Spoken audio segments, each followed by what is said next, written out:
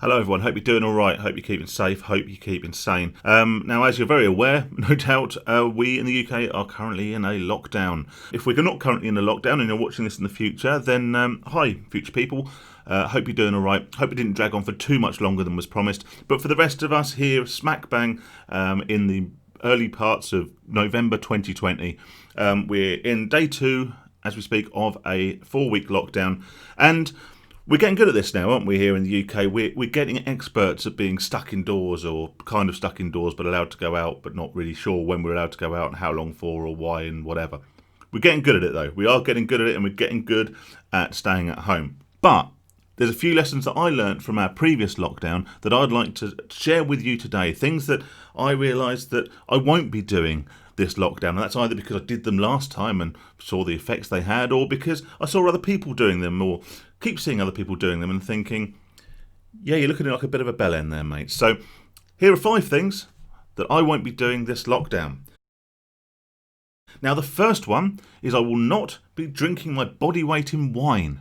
Something I did last lockdown. The very first day we got locked down, when the pubs were shut, I dashed out to Sainsbury's and I stocked up on alcohol. The problem is with stocking up on alcohol is it's very easy when you're bored, which you will be, to go, oh, I'll just have a little glass of wine, or I'll just have a beer and sit in the garden. I wouldn't do that this time around. It's bloody cold out there, but that was my go-to. Every time I kind of got bored, every time I had nothing to do, I'd think, I'll just have a drink, I'll watch some crap on YouTube, much like you are doing now, and I'll just take my mind off things. I'll just crack on with things. And it didn't help. And although this video is done in a possibly slightly comedic style, if you can call it that, there is a serious thing here. I am a frequent user of my local pub and of pubs in general. I don't generally drink excessively. Of course, sometimes you're there longer than you expect to be and you come home in a slightly merrier mood than maybe you had previously planned, or that your wife was expecting 2 hours ago. But I don't go out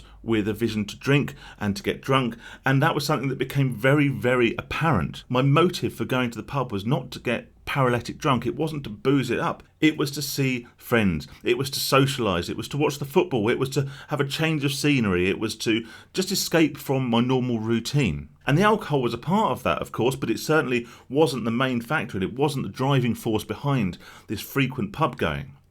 And it was during the first lockdown that I realised I couldn't substitute that. I couldn't substitute seeing my friends. I couldn't substitute that atmosphere purely through alcohol. And when I had my couple of beers and it didn't suddenly feel like I was back at the pub and back in good times and back when we could do what we wanted to do, it didn't feel like that. So what did I do? Well, I thought, I'll try a couple more. I'll have a couple more. And in the end, you end up drinking more and more and more to try and replicate a feeling that you're never going to be able to replicate through a single element of that pub experience. Yeah, sure, the alcohol is a thing. It relaxes you. It breaks down your inhibitions. And it's nice to have a beer or two every now and then. I'm a big fan. But we're simply replacing all the other elements with more alcohol will make you feel worse. Alcohol is a depressive. And if it doesn't depress you then, it will depress you the following day when you've got to get up and go through the whole rigmarole of working from home or staying at home or doing whatever. It will make it a whole lot worse. It will make it a whole lot harder to cope with. Number 2 of things I'm not going to be doing during lockdown version 2.0. I will be staying clear as much as possible from the mainstream media, from the news, but more importantly from social media. Social media is a painfully easy to access form of entertainment. It's a painfully easy to access form of distraction. And when you're bored, what's the easiest thing in the world to do? It's to pick up your phone and start scrolling. Be that on Facebook, Twitter, Instagram, whatever. Staying away will help you so much psychologically. Look at Facebook and look at Twitter and see how much of the stuff that's being posted is positive. I'm not talking about jokey memes. I'm not talking about nonsense that realistically you're no better off for seeing. I'm talking about people's actual commentary, people's opinions that they're sharing, people's statuses. There is so much negativity. Now, some of that's going to be fishing for attention. Some of it's going to be fishing for sympathy. Some of it's going to be trying to provoke a reaction, and that's exactly what it will do. Some of it, and by some of it, I mean the whole lot of it, is going to be people voicing opinions which may not even be their own for the sake of looking virtuous. Yes, virtue signalling, that's the one I'm talking about.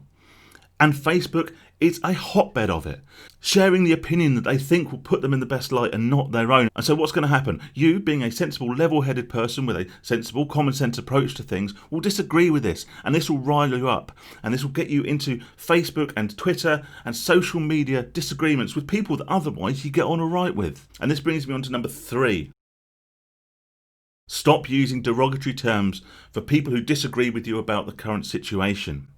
You know, if you think that the lockdown is complete nonsense, you think it's complete bullshit, it should never have been implemented, and you think it's the result of fear-mongering, you think it's the result of skewed groupthink, you think it's the result of too many people being scared of a virus with a relatively low fatality rate. Okay, you might be tempted to call out these people and call them sheep or sheeple, or you might call them like lockdown loonies, as I've seen banded about, and all these sorts of things. It's perfectly acceptable that people will be genuinely scared of this virus. There will be people who are vulnerable to this kind of a virus who are genuinely scared and are happy to take these measures in order to keep themselves or their families safe. That is understandable, regardless of mine or yours or anyone's opinion. In the same way, it's perfectly acceptable to, believe this is an exaggerated situation, that we shouldn't be in lockdown. That's fine. Doesn't make these people COVIDiots. These are adult people, adult humans. If they want to meet up with a pre-arranged member of their family, well, obviously I can't condone that because it's outside of the law. But if they want to do that as two consenting adults, then that doesn't make them COVIDiots. Stop using them on social media. Certainly stop using them to put down people that otherwise you get along with. Just save that for getting along with them. Number 4. That's 3. Number 4, better, although out of shot. Number 4, there you go. Attempting to have drinks with friends on Zoom or on Skype or on Microsoft Teams. I'll keep this one brief. It's just depressing, isn't it? It takes forever to set up. Someone can't join, or they take forever to join. It takes 20 minutes to set up a group discussion where nobody can hear what anyone else is saying because people are cutting out, they're talking over each other. It's not the same as socialising. It's incredibly, incredibly important during this time, during the previous lockdown and during this one, that we keep in touch with those closest to us. We keep in touch with our friends, we keep in touch with our family, and we support ourselves through this difficult time because people will be lonely. People will be suffering with mental health issues. People will be bored as much as anything else. And we need to communicate and we need to keep in touch. And it's some way of giving ourselves a little bit of a boost as well. Just taking the edge off the loneliness and the boredom that this situation can cause.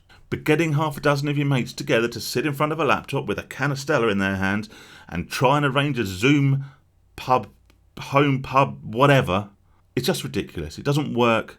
Nobody can understand what anyone else is saying. Everyone's talking over the top of each other. You can't recreate that social atmosphere via a computer screen. Okay? So give them a call on the phone, maybe even like a WhatsApp video call. That's fine, one-to-one. Make sure you stay in touch with your friends, but not on a Zoom video call, not on a WhatsApp group. I made the very flawed decision at the beginning of the last lockdown to create a WhatsApp group for all the people I see on a regular basis in my local pub. And they soon deteriorated into an influx of memes and sexist rubbish and bad taste jokes and all this sorts of nonsense. And it became incessant. And what's worse is not only to become incessant, you think, I saw this interesting bird today. I saw a kite when I was out walking, you want to go and show the wife, and what's that in your gallery? Oh, don't worry about that. That's just a woman stripping. Turns out it's a bloke though, so don't worry about it. In the end, Number 5, panic buying. I didn't do this the first time round, and I'm sure as fuck not going to do it this time round. And what's worse than you people out there panic buying toilet roll and pasta and all this stuff that you're not going to use? If you're eating that much pasta, you're not going to need that much toilet roll. I assure you of that, my friend.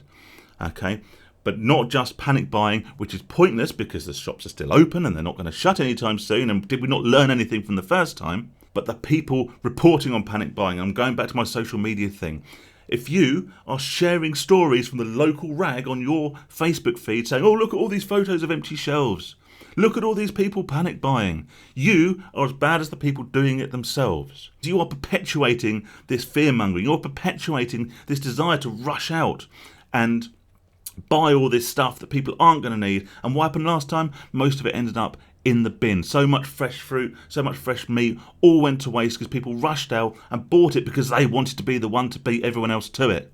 Stop it, you fucking retards. Stop panic buying. Thank you for watching this video. I notice I've steamed up in my glasses. Where it is over there. Yeah. Catch you on the next one. Bye.